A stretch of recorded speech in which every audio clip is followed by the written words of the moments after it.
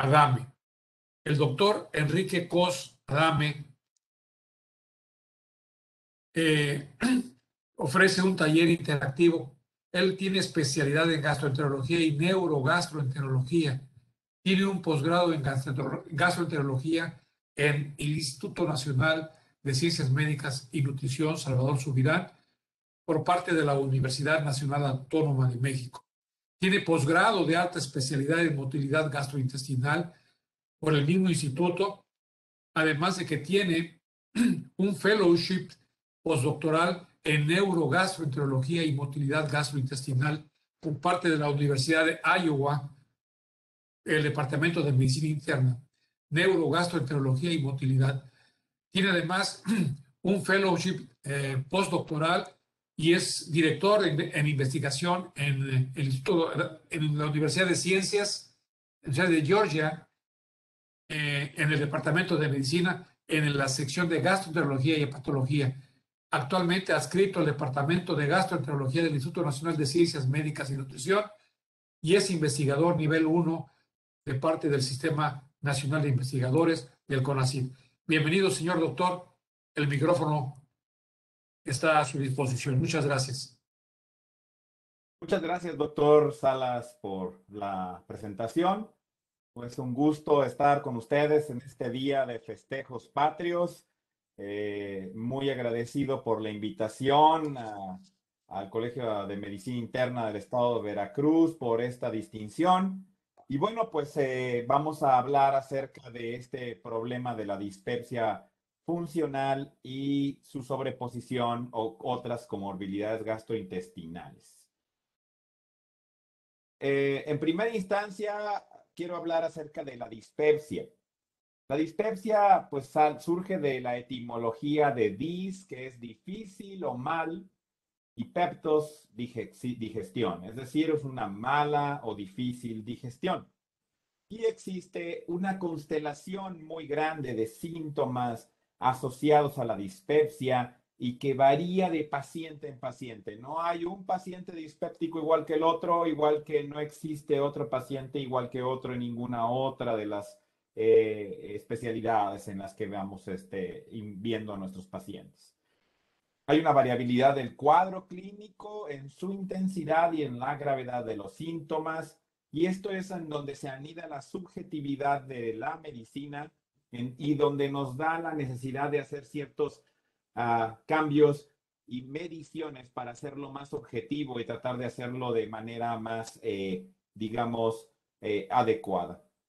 También, si interrogamos hoy a un paciente en el norte del país, en Mexicali, o interrogamos a alguien hoy también en el sur, en Mérida, pues probablemente va a haber una distinción en cómo interpretar los síntomas de cada paciente, la cualidad lingüística y cultural que se le atribuye, así como la medición objetiva. Y entonces allí es donde el trabajo de nosotros es mejor caracterizar lo que el paciente quiere decir con el síntoma más típico que se presenta cuando van a consulta por esta razón, que es tengo gastritis. Y es que tengo gastritis puede ser algo como me arde, me duele el epigastrio, a como tengo náusea, tengo llenura o saciedad, o como que tengo una constelación completa de todos estos síntomas. Y entonces es importante que averigüemos a qué se refiere el paciente cuando él dice que tiene gastritis, que es como más lo mencionan los pacientes. No es cómo se llama la enfermedad, pero así es como más lo mencionan. Y así la dispepsia, pues es una enfermedad crónica caracterizada por una difícil digestión o que es imperfecta. Ahora, cuando tenemos un paciente frente a de nosotros, tenemos que evaluar qué características tiene ya una vez establecido que efectivamente tiene síntomas dispépticos, dolor, ardor en el epigastrio, llenura, saciedad temprana, náusea. Y a esto entonces evaluar la necesidad o no de que sea o no investigado ese proceso. Entonces, todo paciente que se presenta en la consulta con síntomas de dispepsia, pues es una dispepsia, en este caso, si nunca se ha hecho un estudio de endoscopía, se hablaría de que estamos enfrentándonos a una dispepsia no investigada. Si este paciente tiene ya un estudio endoscópico, bueno, derivado de ese estudio pueden surgir, es una dicotomía, o tiene un problema orgánico estructural, como lo que ven ustedes aquí en la foto, una lesión tumoral o una lesión ulcerada, o segundo, si no hay ausencia de alguna lesión orgánica, entonces lo más factible es que tengan un trastorno funcional del tubo digestivo. Y entonces es diferente acercarnos a un paciente que ya tiene una evaluación endoscópica, como es una endoscopía de tubo digestivo superior, en donde podemos determinar si existe o no una lesión orgánica, o aquel que no tiene ningún estudio endoscópico y que tenemos que asumir de acuerdo a las características del paciente, es decir, edad, localización geográfica o algún otro indicio que nos haga pensar que debemos o no investigar a este paciente. Tener dispepsia no debe de estigmatizar a que el paciente deba de ser por fuerza investigado, pero algunos síntomas que veremos más adelante nos tienen que orillar a hacer esa evaluación. Y dentro de los síntomas dispépticos más frecuentes tenemos dolor en el epigastrio, ardor en el epigastrio, la sensación de llenura, es decir, persistir horas por mucho tiempo después de consumir un alimento con la sensación de estar lleno, o la saciedad temprana, que es con muy poca cantidad de alimento, siento que me he llenado demasiado. Y en esa situación, la Fundación Roma, que tiene varios capítulos para la caracterización de los trastornos funcionales digestivos, pues ha evaluado estos criterios, que son los criterios de Roma, en este caso para dispepsia y también en este caso para dispepsia funcional, en donde estos criterios pues nos van a llevar a hacer un diagnóstico de acuerdo a las características, reitero, del paciente, si hay o no datos de alarma o si hay o no una necesidad de investigarlo. Y estos síntomas de llenura postprandial, saciedad temprana, dolor o ardor en el epigastrio deben de estar presentes al menos 6 meses antes del diagnóstico y preferentemente tener al menos los últimos 3 días con síntomas. Pero para llegar a esta conclusión, la Fundación Roma necesita o solicita más bien que se lleve a cabo una evaluación endoscópica, una endoscopía de tubo digestivo superior, para descartar algún proceso orgánico que explique la sintomatología del paciente.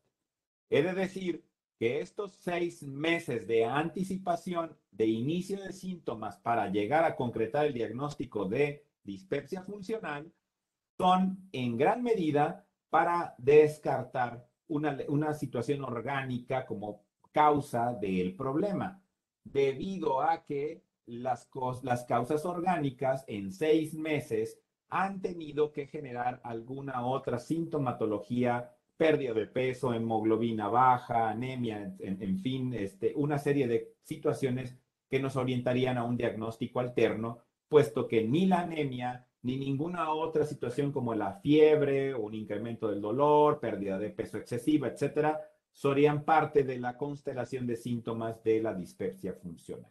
Entonces, para eso sirven esa temporalidad de los 6 meses. Ahora, dentro de los criterios de Roma para la dispepsia, tenemos 2 tipos fundamentalmente de dispepsia. La dispepsia tipo malestar postprandial, en donde se presenta predominantemente en ese paciente llenura y saciedad temprana. Y en ellos, pues es importante también haber descartado un proceso orgánico y que tengan al menos 6 meses de evolución sintomático los últimos 3 meses. En otra parte, lo que es la dispepsia funcional de la variante síndrome de dolor en el epigastrio es el dolor o ardor en el epigastrio al menos una vez por semana, que sea crónico y que sea recurrente, y de esta manera tenga un carácter quemante y que no existan otros síntomas para atribuírselo a ninguna otra enfermedad, por ejemplo, el tipo de dolor cólico biliar, etcétera, que nos orienta a otro diagnóstico alternativo. De tal suerte de que entonces tenemos estas dos variantes, el síndrome de dolor, ardor en el epigastrio, ese es un subtipo de dispepsia, y el síndrome de malestar postprandial o dismotilidad, que lleva más frecuentemente la llenura y la saciedad temprana. Sin embargo, he de decir que una buena proporción de pacientes tienen mixto, es decir, tienen dolor, ardor en el epigastrio, pero también tienen el síndrome de malestar, es decir, sensación de llenura o saciedad temprana. En la epidemiología de este problema de la dispepsia funcional, los datos epidemiológicos son poco confiables. Hay mucha gente que padece gastritis, en este caso dispepsia, pero que no acuden al médico. Y entonces estimar la real prevalencia de esta enfermedad es realmente difícil. Por tal suerte, pues es importante que tengamos siempre abierta nuestra posibilidad a los diagnósticos diferenciales en estos pacientes. Más o menos se ha estimado un rango de prevalencia de la dispepsia funcional que va de ser tan bajo como el 7% a tan alto como el 86%, esto solo en el Reino Unido. Y esta variabilidad probablemente se deriva de la definición. Hablo solo de ardor, dolor en el epigastrio, hablo solo de saciedad, llenura, hablo de las dos. Hablo de aquellos pacientes que tienen estos síntomas y que ya tienen una endoscopía previa o aquellos que aún no se han evaluado endoscópicamente. Entonces, de esta manera es que la dispersión en estos pacientes de tipo de dispepsia es bastante heterogénea. Y bueno, también es importante mencionar que existen otras cosas con las que se pueden sobreponer, como es el reflujo. En Suecia, por lo menos, hay un 2.5 de sobreposición de síntomas dispépticos con síntomas de enfermedad por reflujo gastroesofágico y dispepsia funcional. Algunos datos en México han encontrado una prevalencia que puede ser tan alta como el de 23%. Uno de cada 5 pacientes es que va a la consulta médica, la mayoría son atendidos en un primer nivel de atención, solo la tercera parte se encuentra evaluada con estudios endoscópicos, a veces imagen o estudios de laboratorio y química sanguínea y citología hemática. Y el rango de edad en que mayor se presenta este problema está entre los 30 y los 60 años de edad.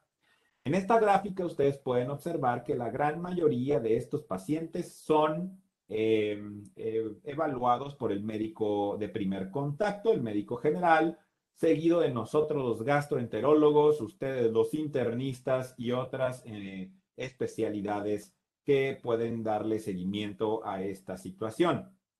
Un poco más presente en las mujeres, un 53 contra un 47%, y reiterando que el rango de edad más afectado va entre los 20 y los 55 años de edad.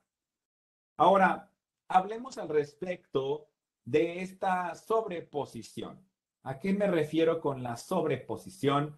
Bueno, pues estamos hablando de algún otro trastorno funcional digestivo que está adicionado a la presencia de la dispepsia. Una de las más frecuentes asociaciones, y esto lo vamos a ver con números un poco más adelante, es el síndrome de intestino irritable. Yo les mencioné hace un momento los síntomas de enfermedad por reflujo que van desde un 2.5% hasta un 35-40%, y esto depende de la serie que leamos. Pero en síndrome de intestino irritable y dispepsia esto se da con mucha mayor prevalencia. Y es que también en el síndrome de intestino irritable, la Fundación Roma da su evaluación en términos de los criterios de diagnóstico, en donde pues es un dolor abdominal crónico, recurrente, que al menos sucede una vez por semana. No es un tipo de dolor en el que podamos tener una semiología característica, es decir, que digan siempre es un dolor cólico irradiado hacia uno de los lados, en donde va a darse siempre este síndrome de intestino irritable. Sin embargo, esta situación pues podría ser entonces que suceda de acuerdo a diferentes tipos de pacientes. ¿Cómo afecta el síndrome de intestino irritable a los diferentes pacientes? Eh, el dolor abdominal debe estar acompañado de dos de estas tres características. Se modifica con la defecación el dolor, es decir, o aumenta o disminuye. Que el inicio del dolor también venga asociado a un cambio en la frecuencia o a un cambio en la apariencia de las evacuaciones y que los síntomas estén presentes al menos en los últimos 3 meses y el inicio de estos síntomas más de 6 meses de evolución. El síndrome de intestino irritable puede ser subdividido de acuerdo a la presencia de esta frecuencia de las evacuaciones y las características de las evacuaciones por la escala de Bristol en síndrome de intestino irritable con estreñimiento, cuando más del 25% de las evacuaciones son heces duras o enesíbalos, con una escala de Bristol 1 a 2. Síndrome de intestino irritable con diarrea, cuando más del 25% de las evacuaciones son escala de Bristol 6 a 7. Y mixto, cuando tienen ambas, más del 25%, 1 y 2, más de Bristol, más del 25%, 6 y 7 de la escala de Bristol. Y hay algunos pacientes que no pueden ser clasificables de acuerdo a estas definiciones. Y bueno, los subtipos se definen entonces por la ausencia también de antidiarreicos. No podemos decir que es el paciente que está estreñido porque tomó loperamida o el paciente que está con diarrea porque tomó laxantes. Y eso se tiene que esperar uno a ver cuál es el patrón adecuado de sus evacuaciones en ausencia de uso de estos medicamentos. Y bueno, los síndromes de intestino irritable, así como los demás trastornos funcionales digestivos, no son estables a lo largo del tiempo y van cambiando y van surtiendo de algunos cambios. Algún paciente que hoy llegó con síndrome de dolor epigástrico con dispepsia, probablemente en 3 meses, cuando lo vuelvo a citar, o en 6 meses, ahora se queje de que es la llenura, la saciedad temprana lo que más le molesta. Entonces, estos pacientes igualmente no son estables, incluyendo los de síndrome de intestino irritable. Entonces, con base a esta escala de Bristol, los que tienen escala 1 y 2 son tendencia más al estreñimiento, 6 y 7 hacia la diarrea, y cuando tienen ambos 1 y 2 y 6 y 7 de carácter mixto. Y este es el marco o modelo conceptual de la Fundación Roma, en donde cuanto menos sea el número de la escala de Bristol de las evacuaciones, es decir, 1 y 2, y cuanto menor sea el dolor en el eje aquí de las X, es decir, al extremo izquierdo, pues estaríamos hablando de un estreñimiento crónico. Si tiene un mayor número de escala de Bristol, es decir, 6 y 7, y no hay dolor, entonces tiene diarrea funcional. Pero si hay dolor, entonces, de acuerdo a las características de la escala de Bristol, o tienen síndrome de intestino irritable con estreñimiento, con diarrea o mixto. Perdón, regreso. Y uno de los síntomas más importantes que acompañan al síndrome de intestino irritable y a la dispepsia funcional es la distensión, y estos no forman parte del complejo de diagnóstico de estos padecimientos. El síndrome de intestino irritable, por su parte, es alrededor de 1/3 de todos los pacientes que acuden a la consulta, es por esta situación. Hay una prevalencia que oscila entre un 15 y un 20% en población adulta. Probablemente es más o menos cercana a lo que tenemos en nuestro país. Y bueno, consume muchos recursos de salud al incrementar los números de consultas, de visitas a urgencias y de evaluaciones, así como evaluaciones diagnósticas, así como de prescripciones anuales. También hay diversos estudios que han comprobado que el síndrome de intestino irritable es más frecuente en los países occidentales que en los países del Oriente. Y más o menos 1 de cada 20 pacientes acude al médico durante la presentación inicial de los síntomas.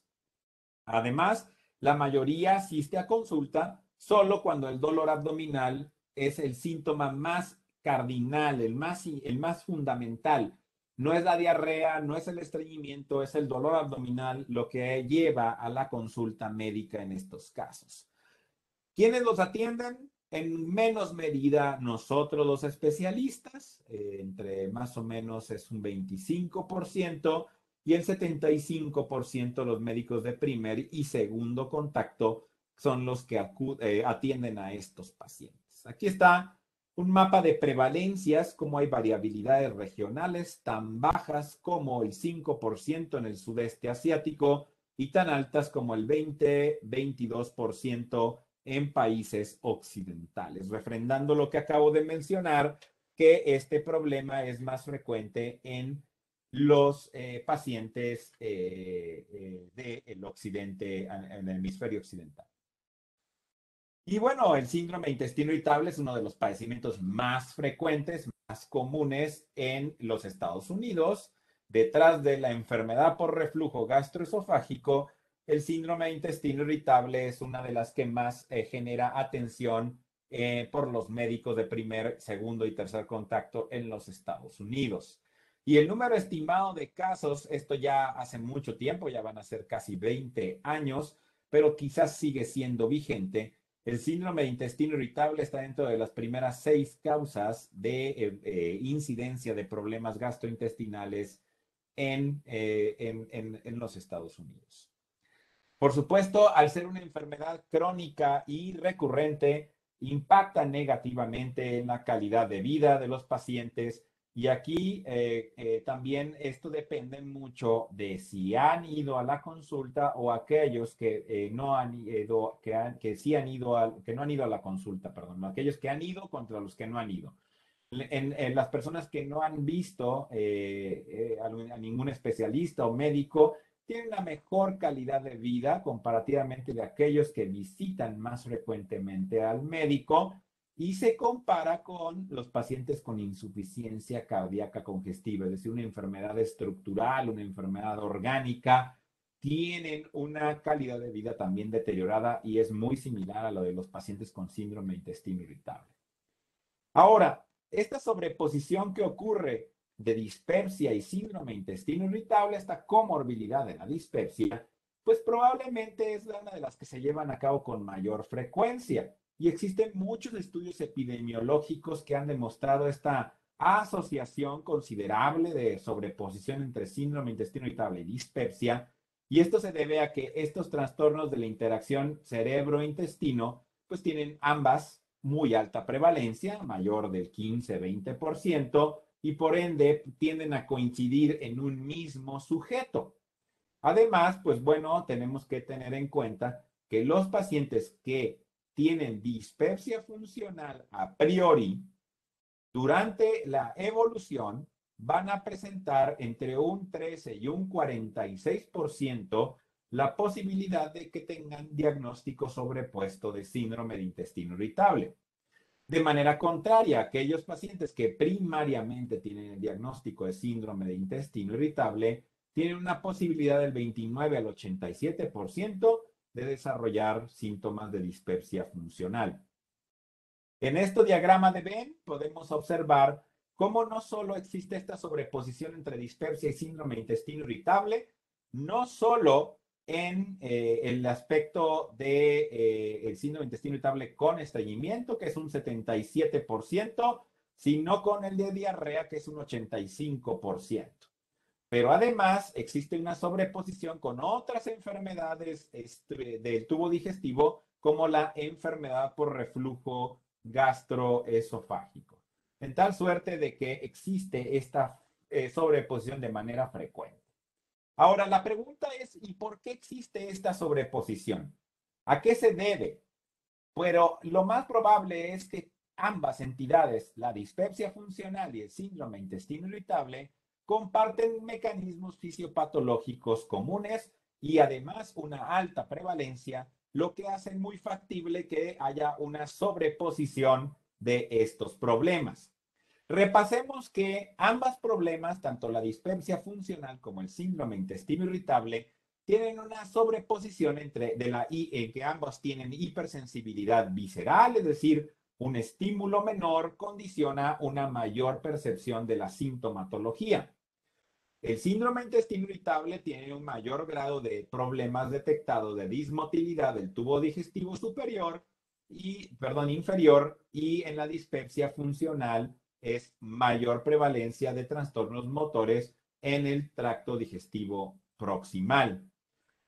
También en ambas enfermedades, pero en dispepsia es menos estudiado, hay una alteración en el procesamiento de la información que proviene de las vías viscerales en el sistema, hacia el sistema nervioso central, lo cual lleva como situación que tengan una disminución mayor cantidad de centros activos en el sistema nervioso central. Esto, por ejemplo, visto por estudios de resonancia magnética funcional, en donde existen más áreas de la corteza cerebral que están activos en un paciente que tiene dispepsia o síndrome de intestino irritable, en contraparte de un control sano.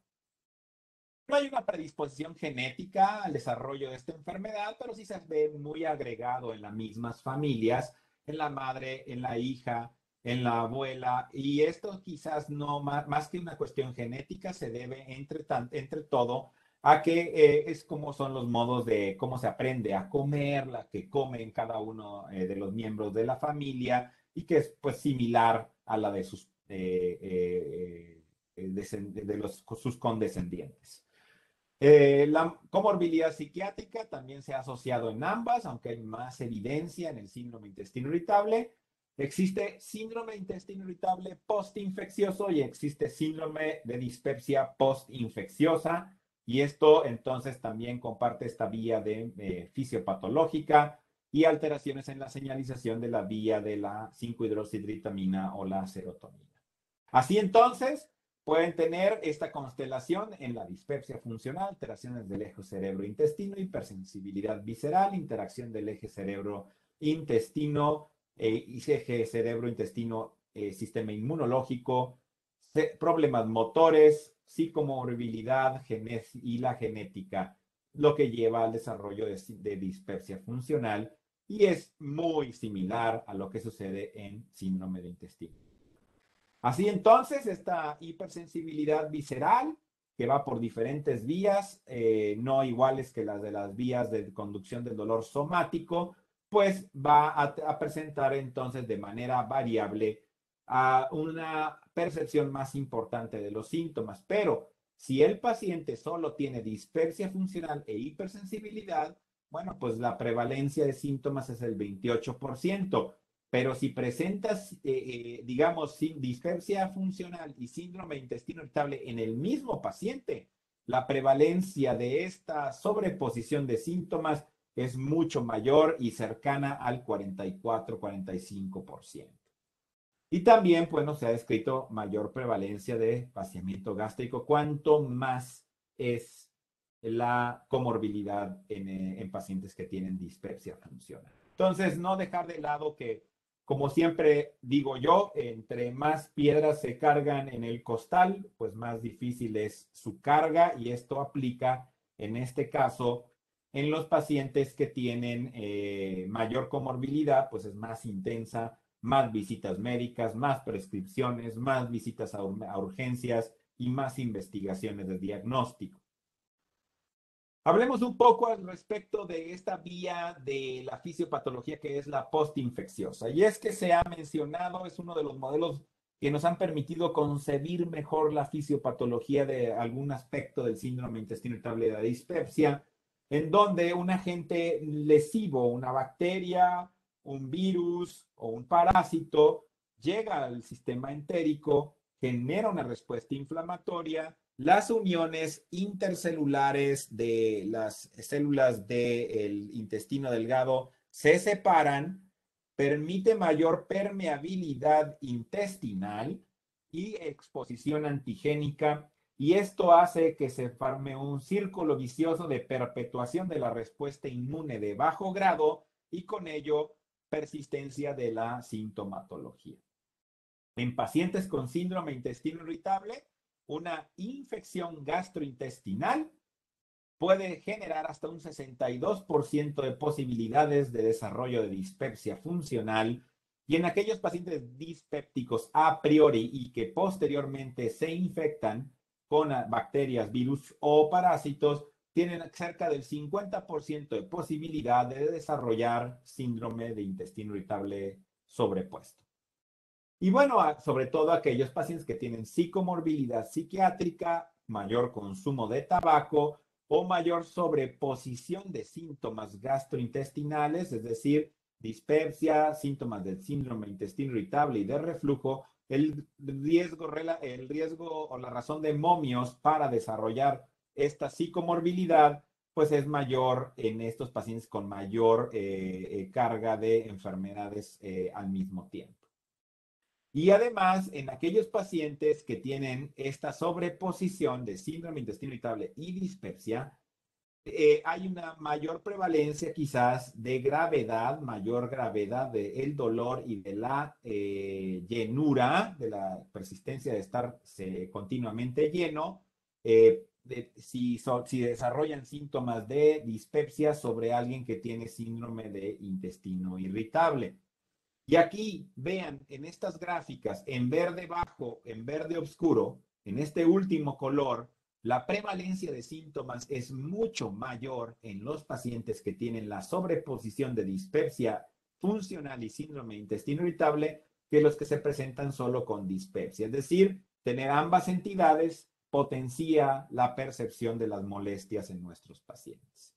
Así entonces, es muy importante descartar que no exista un proceso agregado, síntomas de alarma, perder peso de manera acelerada, sangrado de tubo digestivo, dolor increciendo, va aumentando la frecuencia, intensidad o gravedad de los síntomas, intolerancia a la vía oral, sangrado reitero, de tubo digestivo, para que entonces sean evaluados estos pacientes de manera estructural previo a encajonarlos a decir que tienen un trastorno funcional digestivo.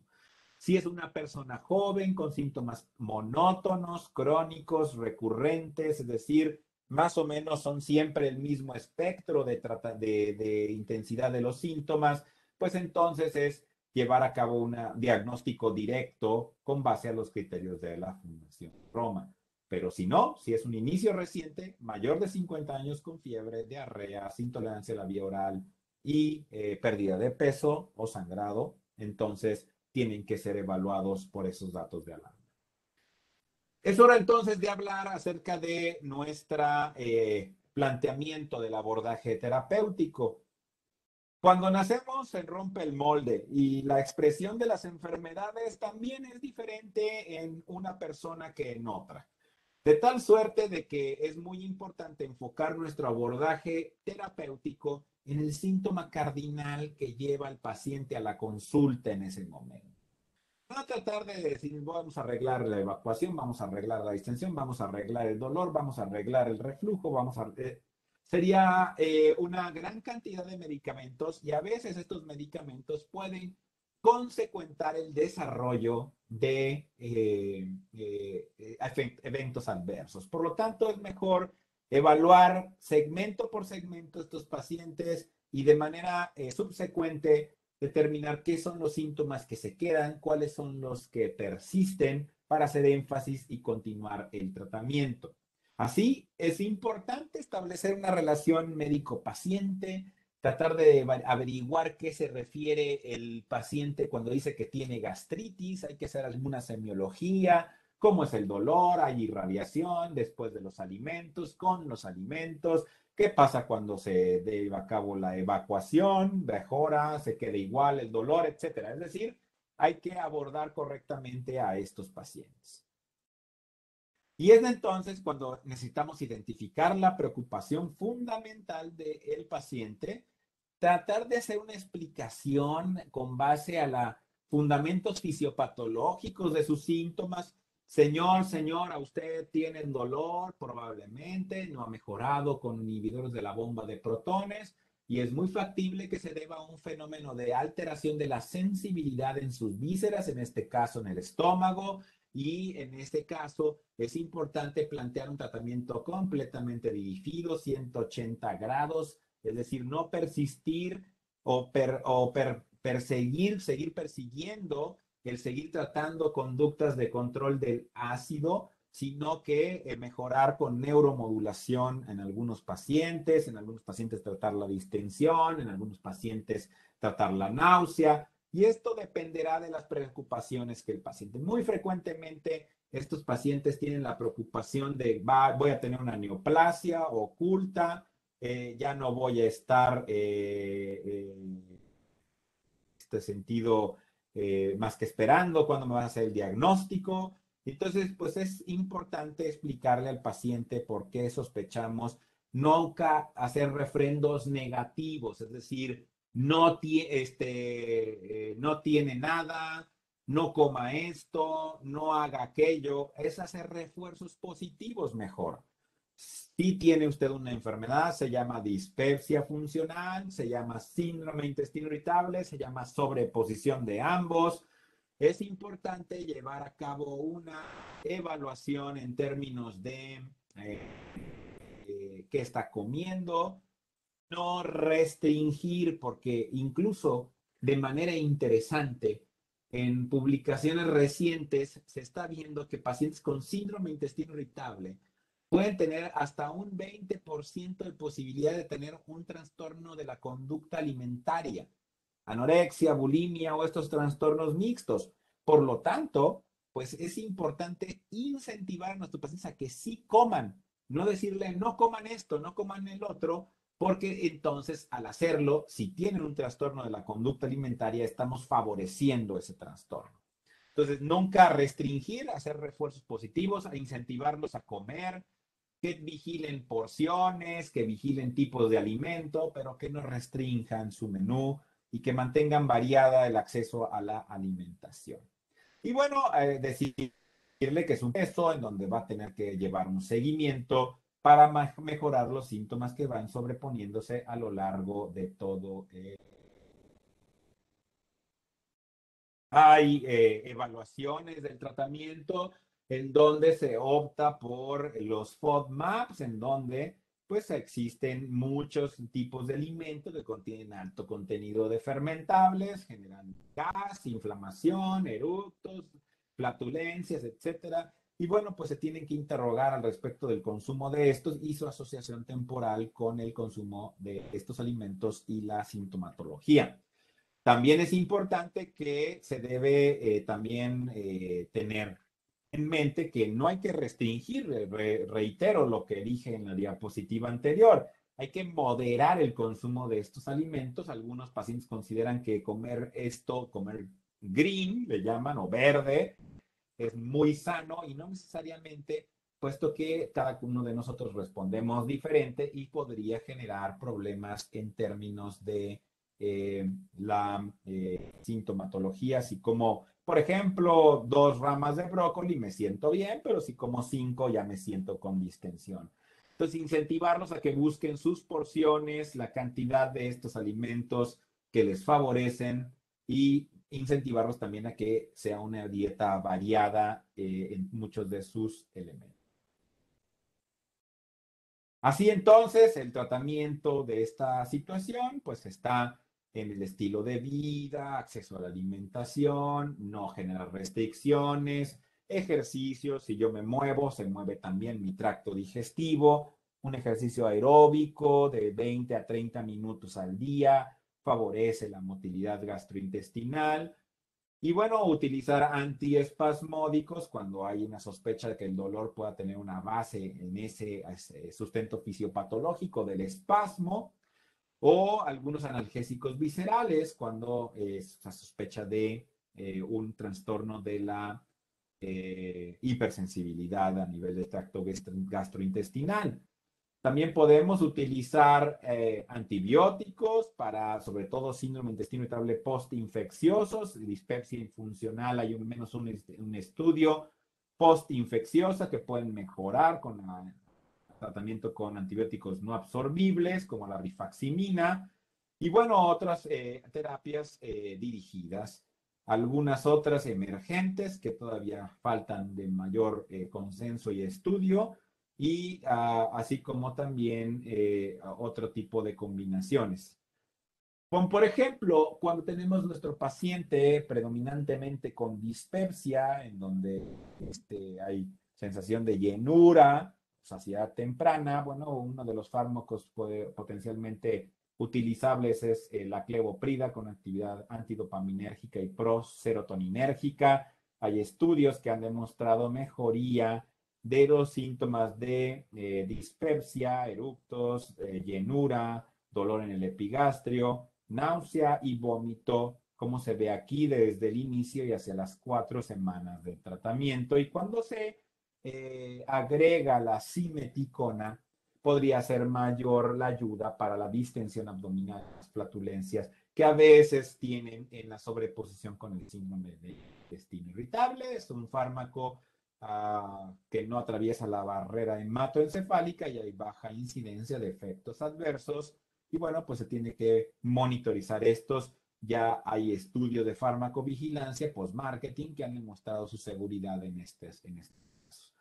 Con esto quiero terminar para tener un poco de tiempo por si existen preguntas que quieran llevar a cabo con estos últimos 15 minutos, pero refrendar que la sobreposición entre dispepsia funcional y síndrome intestino irritable es una entidad frecuente, que existen mecanismos fisiopatológicos que convergen y que explican la asociación de ambas enfermedades, así como una alta prevalencia de las mismas.